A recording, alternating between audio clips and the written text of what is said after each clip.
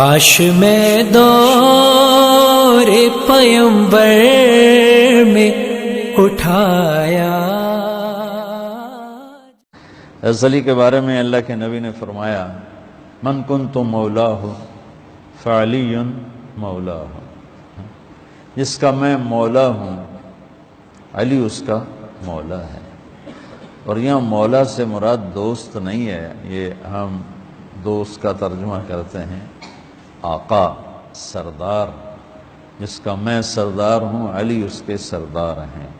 اس کے پیچھے ایک کافی پس منظر میں بہت سی چیزیں ہیں، ان کی صفائی کرنے کے لیے میرے نبی نے غدیر خم پر یہ حدیث بیان فرمائی خطبے میں کہ جس کا میں مولا ہوں اس کا علی مولا ہے۔